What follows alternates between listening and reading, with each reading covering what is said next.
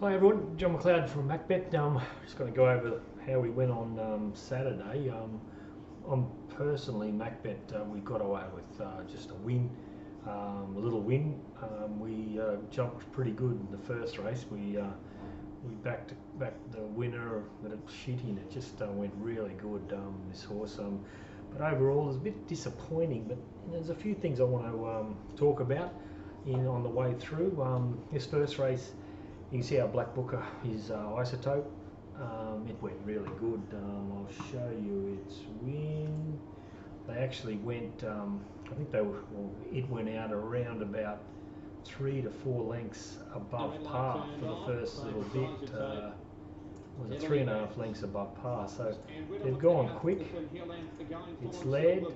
They're going along, and really it should be, it's been softened up by this horse on the outside. But just a turn of foot when he just let it go, geez, it hit the line. Just a different horse this time. And I didn't think it was as good as what it is, just on its trials. But I thought it would beat this lot, but I didn't think it would beat them by this far. But he, nice horse, just going to win a lot of races. That horse. The question mark on this whole day is that we had a pretty strong wind, and there was a wind. It was into their face in the straight, so it was with them in the back straight. So you just got to be careful of the sectionals that they do run out of this meeting. But it's really gone 3.8 below par, which is 3.8 lengths faster than average into the wind in that last bit. So it's done a really good job. We can see what we did. That's our betting. That's the prices we took.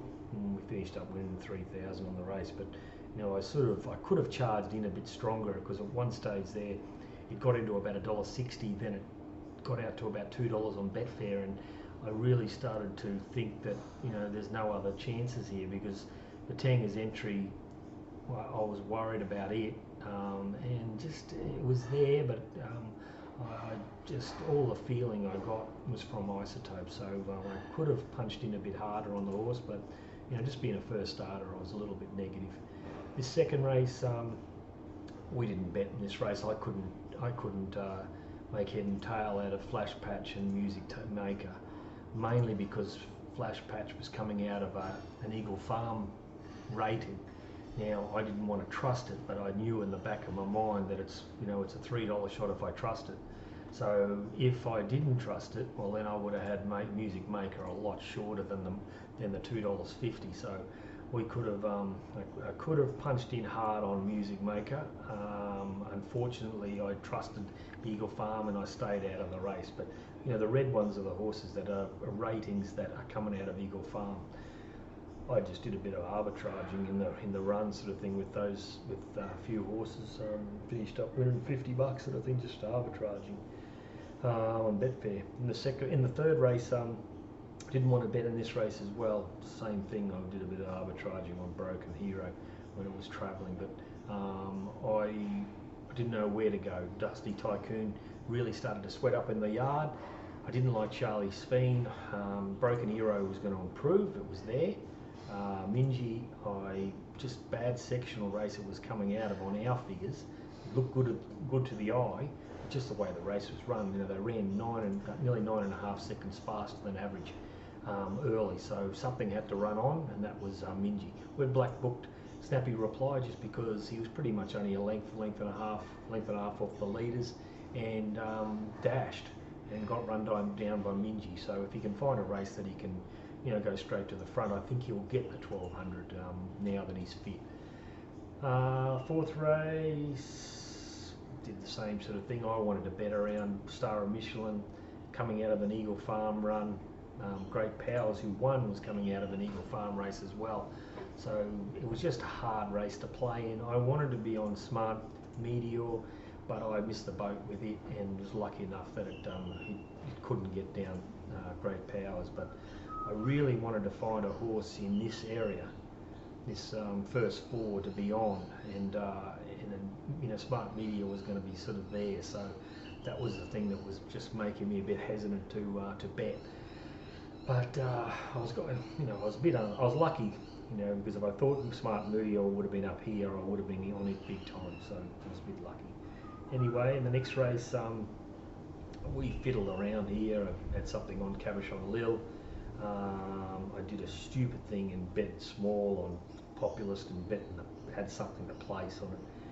Just went to complete water on this race. I wanted to bet around Galtiro. I just didn't like it. It was about $3 in the morning. If you had a look at our video in the morning, where I think I had it about $16 or $17 at the time, and it was $3.20. You know, so it was a race to play in, but I didn't know what to think about Fastnet Cyclone. I was worried Cabochon Lille was going to get back so far. El Jude, I was worried about the distance, and you know, Populist.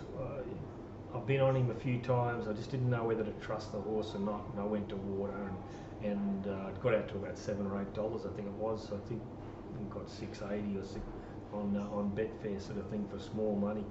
But you know, that should have been a really big result, and I won 600 or 700 in the race, so it was disappointing. Next race, I was keen on Ballistic Boy. He rode it perfect. Stewart went forward, got into the right position.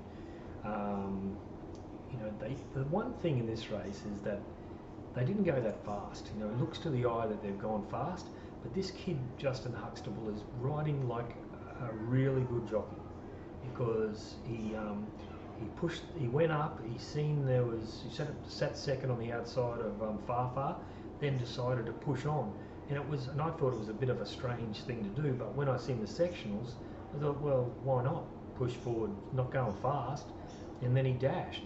Ballistic Boy, he's definitely a horse that needs to be ridden quiet. He just, every time he's gone forward, he's gone no good.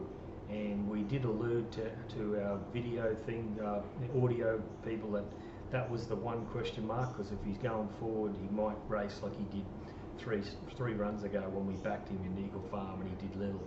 So when he rides in quiet at Eagle Farm or something like that next time, I'm going to probably be on him again, because the market will be against him because he was poor, but I think he'll be a different horse. We black booked Ziemba, who got back a mile. I'll show you that race. 6. You know, they've gone 4.5 lengths slow. So anything that's made up ground in this race has gone well. You can see what's happened with Stampy. It's a bit before that, but all he's done is just pinged from here and made it tough. This horse here, Wapata, went good. He sat 3 wide the trip and he's kept on fighting. This is Ziemba at the back here. He's trying hard against the sectional. He's a horse that's looking for a little bit more ground, so I think he hasn't gone as bad as what it looks. And the other horse that I think's gone good is Juliana, which is this orange one here. He can't go when they're sprinting. He was held up and he had to ease around the outside of Wapata, and now he starts getting into him. He's lost momentum. You know, he's sectional if they're sprinting, and he's hit the line. So he's a nice horse to be on, Juliana. Next time, but you can see what we did. You know, a couple of thousand. I probably could have had more on bloody Ballistic Boy and done my money. So I was probably a little bit lucky there. I didn't put more on it. This next race, I fiddled around with a couple of horses here because I thought Profit was under the odds. Just watching this Ipswich race here to see who's going to win. She's the favourites, come in the right part of the track. I didn't think it'd be out there. Definitely running on out wide.